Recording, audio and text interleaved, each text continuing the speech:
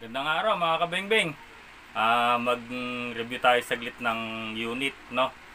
Yung ito, WE 5.1K. So ito po yung may full auto na WE na high kappa 5.1. So ito po ay kay Sir Junper ng South Cotabato, no? So ito po ay nilay away po niya sa atin. So November siya nag-lay away. So natapos niya ngayon November.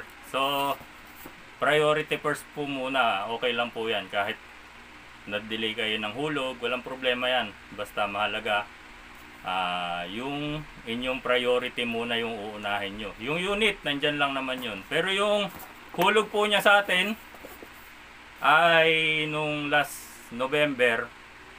So tinapos niya po muna itong isa. Bali dalawa po yung kanyang hinuhulugan. So sabi niya kung pwede yung isa lang daw muna. So ito po, inuna po niya muna yung 5.1 na may full auto, no? Sa mga gusto pong mag-layaway, kuwari naghulog kayo, kayong bahala. Sabi ko nga sa inyo, kayo yung bahalang magtapos kung kailan yung matatapos yung unit nyo, no? Basta yung hinulog nyo, nandito lang yung safe na safe. So gaya ni sir, tingnan nyo, November pa siya naghulog at ngayon November na, so ngayon lang niya natapos. Walang problema yon, basta ito ay para sa inyo po talaga at alam namin ipinag-iipunan nyo naman.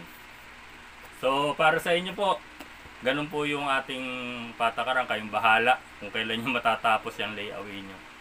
Tapos si sir nga pala, si Sir Junper ay nasa ibang bansa. So ngayon demo natin yung unit niya, no? So papakilala ko po sa inyo yung unit ni sir. Ayan, WE 5.1. So ito po yung unit niya. So ito po yung unit ni sir. Ayan.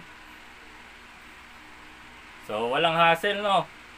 Kayong bahala kung kailan nyo tatapusin yung ano nyo. Wala, kahit magkano rin hulog nyo, basta matapos nyo lang yung hulugin nyo, walang problema yan. So ito papadala natin sa kanya, no? So ito po yung may full auto. So yan. So gusto po niya kasi may full auto. Tapos yung isa rin po niya sana na huhulugan din is Glock 19 yata na may secret, o yung may Glock 17 may secret full auto. So ito po yung unit niya. Okay. So ngayon tinapos na niya. Papadala natin siya sa kanila ngayon sa South Cotabato, no? So ito po ay may 1, 2, 3, 4. May 5 butas magkabila dito sa slide yan. Tapos yan po siya. So ito po yung function niya, nandito po yung kanyang selector. So kung up, semi-auto, kung down, full auto. Ano nga ba full auto dito? Up o down? So siguro yung down ng full auto nito, no? So testingin na lang natin para makita nyo kung ano po yung function ng full auto tsaka semi-auto, no? So ayan po siya. So ito rin po may grip safe. So pag hindi ka naka-grip, hindi yan puputok. Okay? Meron din po yan dito na safety. So yung safe nya, nandito lang po yan sa bandang kaliwa, so pang dito lang siya. Yung kabila kasi para sa full auto tsaka semi auto. Yun po yung function nitong kabila. Hindi po ito safety. Ito po ay function para sa full at semi. Okay? So pag nakalock, hindi rin yung puputok. Okay? So puputok po yan siyempre pag in-unlock nyo. So ganito po yung function ng semi-auto at saka full auto. Okay? Yun yung full auto, no? So down po pala yung full auto, down. So yung up ay semi. Okay? Yan, no? Pag down, full auto.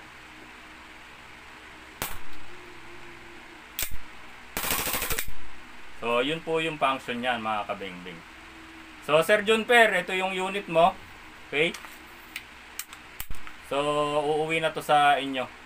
So, yung down niya, yun ang full auto, yung up, semi-auto. So, yung semi-auto, yung pitik-pitik mo lang kada kalabit.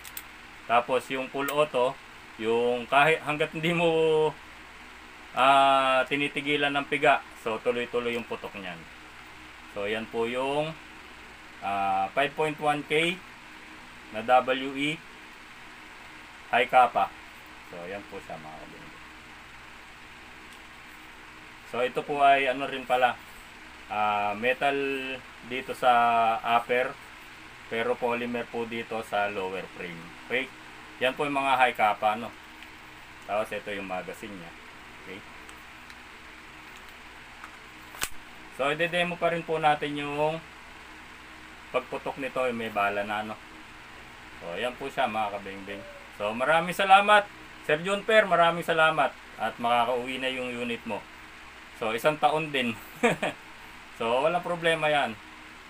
So, yan mga kabengbeng, sa mga magle-layaway po, chat nyo lang po ako. At mamili po kayo ng unit nyo. At yung unit na napili nyo, yun po yung uuwi sa inyo. So, maraming salamat po. Mabuhay po tayong lahat. At lagi po tayong mag-iingat.